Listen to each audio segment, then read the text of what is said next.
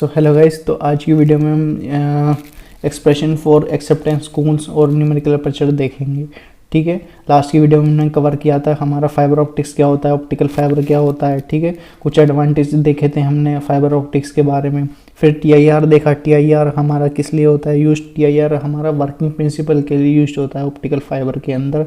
कुछ टर्मिनोलॉजी देखी हमने, जैसे क्रिटिकल एंगल क्या होता है, एक्सेप्टेंस एंगल क्या होता है, एक्सेप्टेंस कोन क्या होता है, न्यूमेरिकल अपर्चर क्या होता है और फ्रैक्शनल रिफ्रैक्टिव इंडेक्स चेंज क्या होता है। ठीक है, तो आज की वीडियो में देखेंगे एक्सेप्टेंस एंगल और न्यूमेरिकल अपर्चर के बीच में जो हमारा डेरिवेशन है वो कैसे ड्राइव होता है, उनके एक्सप्रेशन को हम कैसे ड्राइव करते हैं।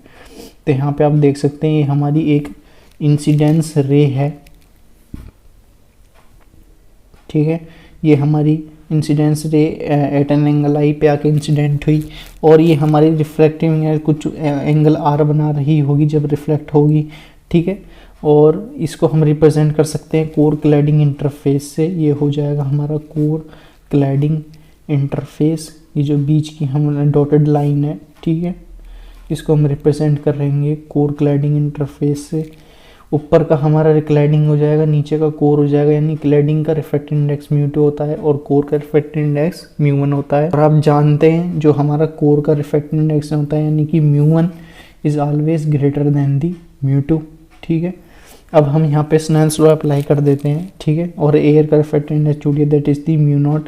ठीक है, μ0 से हम एयर के रिफ्रैक्टिव इंडेक्स को रिप्रेजेंट करेंगे। रिफ्रैक्टिव इंडेक्स ऑफ एयर आप जानते हैं कैसा होता है, refractive index of air is always 1। ठीक है, एयर का जितना भी रिफ्रैक्टिव इंडेक्स होता है उसको हम रिप्रेजेंट करेंगे 1 से। ठीक है, तो स्नेल्स लॉ को पहले ए पॉइंट पे अप्लाई कर देते हैं हम। स्नेल्स लॉ आप जानते हैं क्या होता है, ratio of the sine of angle. ठीक है, sine i upon sine r is equal to μ1 upon μ0। तो यहाँ से हम साइन आई की वैल्यू निकाल लेंगे, μ1 upon μ0 is equal to into μ1 sine i is equal to μ1 upon μ2 into sine r. Sine r की वैल्यू को हम आर आप देख सकते हैं हमारा कितना है, ये एंगल हमारा 90 डिग्री है और ये एंगल हमारा थीटा है। तो आर की वैल्यू को हम, ये पूरा एंगल 180 है तो ये बचा हुआ एंगल भी हमारा 90 डिग्री होगा। तो आर की वैल्यू को हम 90 माइनस थीटा लिख सकते हैं। ठीक है, तो आर की वैल्यू हो जाएगी हमारी 90 माइनस थीटा। तो इस आर की वैल्यू को हम इक्वेशन नंबर 1 में पुट कर देंगे। इक्वेशन नंबर 1 कौन सी, इक्वेशन नंबर 1 हमारी ये है, that is the sine i is equal to μ1 upon μ0 into sine r. ठीक है, तो यहाँ से हम आर की वैल्यू को 90 माइनस थीटा पुट कर देंगे तो साइन 90 माइनस थीटा क्या बन जाएगा, कॉस थीटा। ठीक है, तो आप जानते हैं sine 90 minus theta equal to cos theta होता है। तो कॉस थीटा की वैल्यू को हम दोबारा साइन में रिप्रेजेंट कर देंगे, that is the root over 1 minus sine square theta. यानी कि कॉस थीटा को हम root over 1 minus sine square theta लिख सकते हैं। तो यहाँ से हमारी साइन आई की वैल्यू आ जाएगी μ1 upon μ0 into root over 1 minus sine square theta. ठीक है, तो अब हम देख लेते हैं एक्सेप्टेंस एंगल की हमारी कितनी वैल्यू आई, मैक्सिमम। तो एक्सेप्टेंस एंगल हमारा मैक्सिमम तब होगा जब हमारा value of angle is equal to the value of critical angle के इक्वल आ जाएगा। तो यानी कि साइन आई मैक्स की वैल्यू जब भी हमारी μ1 upon μ0 into root over sine 1 minus sine square theta c के इक्वल आ जाएगी। और इस इक्वेशन को हम रिप्रेजेंट कर देंगे इक्वेशन नंबर 2 पे। अब हमने तो स्नेल्स लॉ पहले लगाया था पॉइंट ए पर, अब हम स्नेल्स लॉ लगा रहे होंगे पॉइंट बी पर। ठीक है, तो सिमिलरली पॉइंट बी पर लगाने के लिए पॉइंट बी पे आप देख सकते हैं ये हमारा एंगल थीटा है। ठीक है, और ये हमारा एंगल है 90 डिग्री। तो यहाँ से हम लिख सकते हैं sine theta c upon 90 degree is equal to μ2 upon μ1। μ2 हो जाएगा हमारा refractive index of the cladding और μ1 हो जाएगा refractive index of the core. ठीक है, तो स्नेल्स लॉ बी पे हम यूज करेंगे तो ये आ जाएगा हमारा sine theta c upon sine 90 degree is equal to μ2 upon μ1। अब हम यहाँ से साइन थीटा सी की वैल्यू निकाल लेंगे μ2 अपॉन μ1 करके। ठीक है, तो थीटा सी की वैल्यू आप जानते हैं हम साइन इनवर्स μ2 अपॉन μ1 से लिख सकते हैं। अब जो वैल्यू आई हमारी थीटा सी की, ठीक है, साइन इनवर्स μ2 अपॉन μ1, इसको इक्वेशन नंबर 2 में पुट कर देंगे। इक्वेशन नंबर 2 कौन सी थी हमारी, इक्वेशन नंबर 2 आपकी ये रही, यानी कि ये μ1 upon μ0 into 1 minus sine square theta c के इसमें पुट कर देंगे। तो ये हमारी आ रही होगी that is the sine I max equal to μ1 upon μ0 into 1 minus root over 1 minus sine mu two का स्क्वायर अपॉन म्यू वन का स्क्वायर। ठीक है, तो यहाँ से हम एयर के रिफ्रैक्टिव इंडेक्स को 1 मानते हैं, तो साइन आई मैक्स की वैल्यू निकाल लेंगे 1 माइनस म्यू वन का स्क्वायर माइनस म्यू टू का स्क्वायर का होल अंडर रूट। तो यहाँ से हम न्यूमेरिकल अपर्चर की वैल्यू निकाल सकते हैं। न्यूमेरिकल अपर्चर की लास्ट की वीडियो में मैंने आपको बताया था। न्यूमेरिकल अपर्चर क्या होता है? न्यूमेरिकल अपर्चर हमारा मैक्सिमम एंगल होता है, sine of maximum incidence angle. ठीक है, यानी साइन आई मैक्स की वैल्यू को हम रिप्रेजेंट कर रहे होंगे न्यूमेरिकल अपर्चर से। ठीक है, तो यहाँ से हम लिख सकते हैं न्यूमेरिकल अपर्चर की वैल्यू हो जाएगी हमारी root over 1 mu one square minus mu two का स्क्वायर। यहाँ ये हमारा इंपॉर्टेंट फार्मूला है, ये हमारे आगे न्यूमेरिकल्स में जाके यूज हो रहा होगा। जो भी हमारे न्यूमेरिकल्स आते हैं आगे इंजीनियरिंग फिजिक्स में यूनिट नंबर 4 फाइबर ऑप्टिक्स के अंदर, तो वहाँ पे हम न्यूमेरिकल अपर्चर का यूज़ करते हैं। और ये हमारा फार्मूला है उसका root over mu one square minus mu two का स्क्वायर। तो यहाँ से हम एक्सेप्टेंस एंगल निकाल सकते हैं। एक्सेप्टेंस एंगल की वैल्यू हो जाएगी हमारी, that is the represented by the I max equal to sine inverse root over mu one square minus mu two square. तो यहाँ से हम आई मैक्स की वैल्यू लिख सकते हैं साइन इनवर्स एन ए। ठीक है, तो एन ए हमको रिप्रेजेंट करेगा न्यूमेरिकल अपर्चर से। ठीक है, तो this is regarding the derivation expression for driving, this is regarding the driving expression for the acceptance angle and the numerical aperture. Similarly, we have to derive the expression between the numerical aperture and the fractional refractive index change।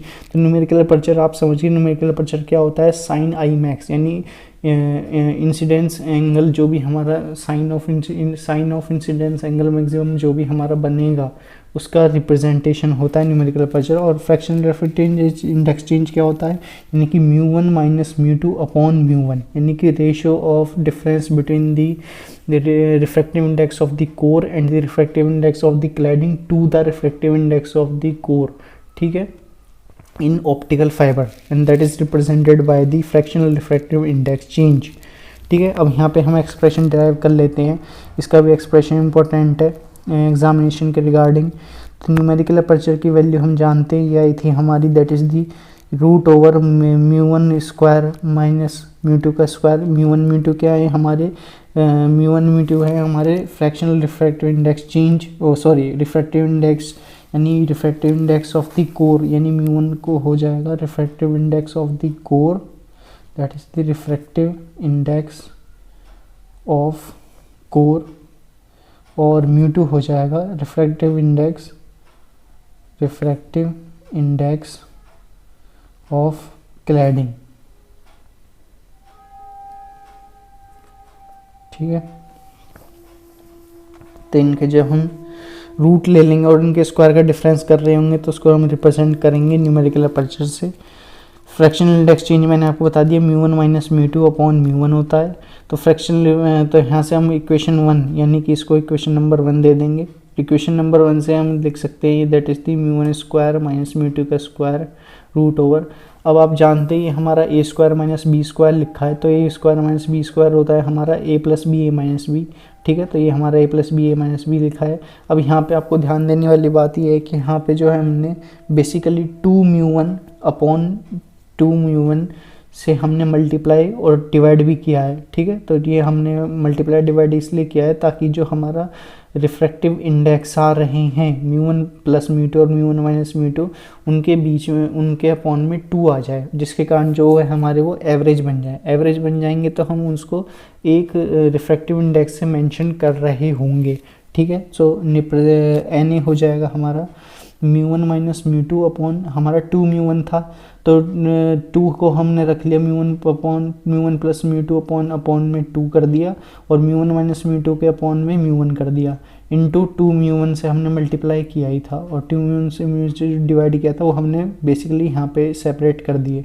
तो mu one plus mu two upon 2 को हम refractive index mu one लिख सकते हैं।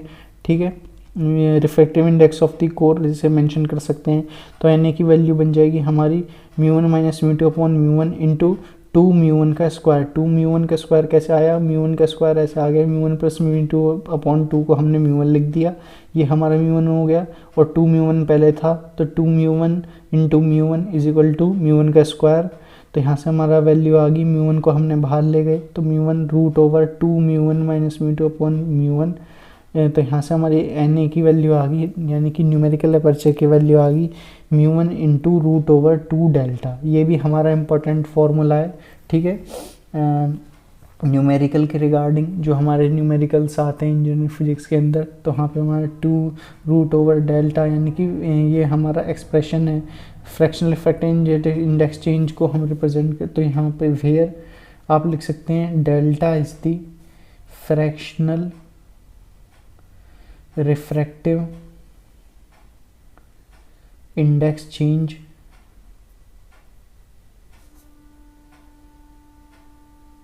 ठीक है। और Na आप जानते ही हैं, Na होता है हमारा न्यूमेरिकल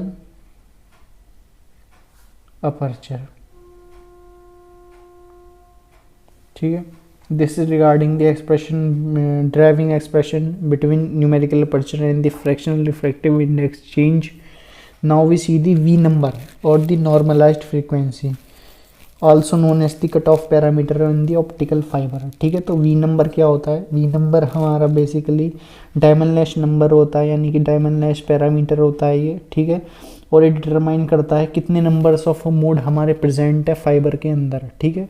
मोड्स क्या होते हैं? मोड्स हमारे होते हैं, यानी कि हमको जब भी हम ट्रांसमिशन डेटा करते हैं, ठीक है, 1+2 दिन अदर, तो वो हमारा डेटा ट्रांसमिशन रेट हम जानते हैं सिंगल मोड में होगा या फिर मल्टी मोड में हो रहा होगा, यानी कि single mode of fibre use वहाँ पे हम यूज़ करेंगे या फिर मल्टी मोड ऑफ फाइबर हम यूज़ कर रहे होंगे, तो वहाँ पे हम वी नंबर का यूज़ कर रहे होते हैं, ठीक है। वी नंबर का ये हमारा फॉर्मूला है 2πr upon delta. Delta represent for the wavelength into √μ1² minus μ2², यानी कि आप यहाँ से इसकी वैल्यू को न्यूमेरिकल अपर्चर से भी लिख सकते हैं, यानी 2πr upon delta into numerical aperture. और या फिर आप r की वैल्यू रेडियस है तो इक्वल टू d भी लिख सकते हैं, ठीक है।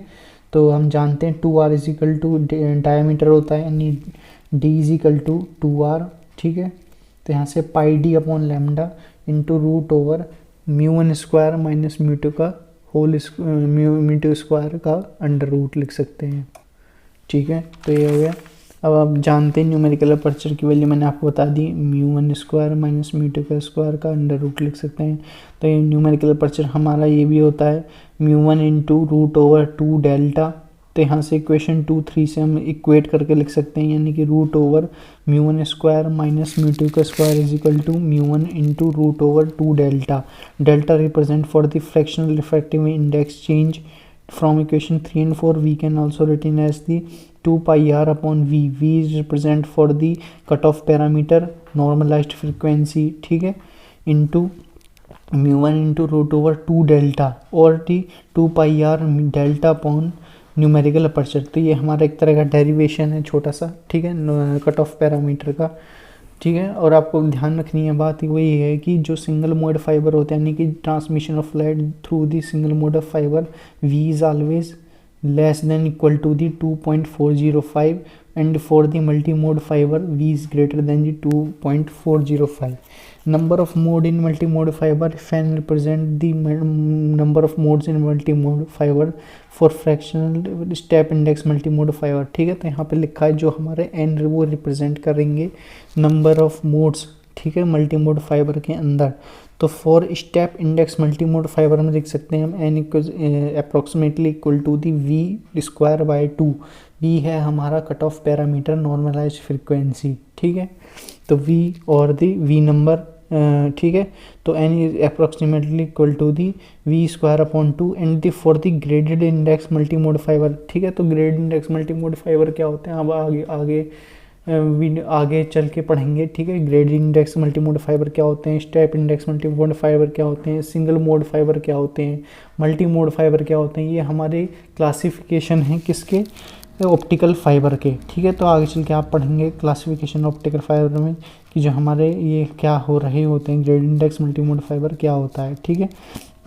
V number increases with numerical aperture, ठीक है। वी नंबर को हम न्यूमेरिकल अपर्चर के साथ इंक्रीज़ कर सकते हैं और डायमीटर के साथ, कोर के डायमीटर के साथ इंक्रीज़ कर सकते हैं। कैसे इंक्रीज़ कर सकते हैं, इस फॉर्मूले में आपको मेंशन है, ठीक है, यानी कि v is equal to pi D upon lambda, यानी कि डायमीटर की वैल्यू को हम बढ़ाएंगे तो यहाँ से हमारा v नंबर भी इंक्रीज कर रहा होगा।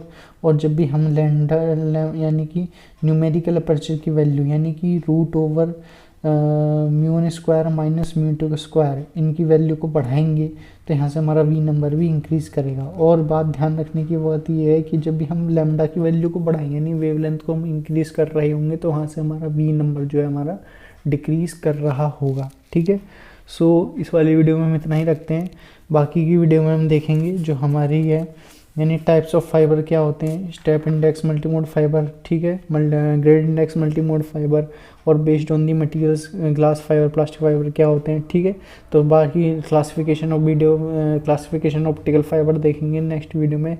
आज की वीडियो में हमने पढ़ा एक्सप्रेशन क्या होता है न्यूमेरिकल अपर्चर और एक्सेप्टेंस एंगल के बीच में, और numerical aperture fractional refractive index change के बीच में, और V number cut off parameter क्या होता है। आपको ध्यान रखना है जो हमारी वैल्यू आई थी न्यूमेरिकल अपर्चर की that is the sine that जो हमारी वैल्यू आई थी ये रूट ओवर ये वैल्यू जो आई थी root over mu one square minus mu two का स्क्वायर का अंडर रूट, और न्यूमेरिकल अपर्चर की वैल्यू एक ये आई थी और एक हमारी ये है। ये दोनों वैल्यू हम जो है आगे न्यूमेरिकल्स हम जब कवर करेंगे वहाँ पे हम डिस्कस कर रहे होंगे। ठीक है, तो आज की वीडियो में इतना ही रखते हैं।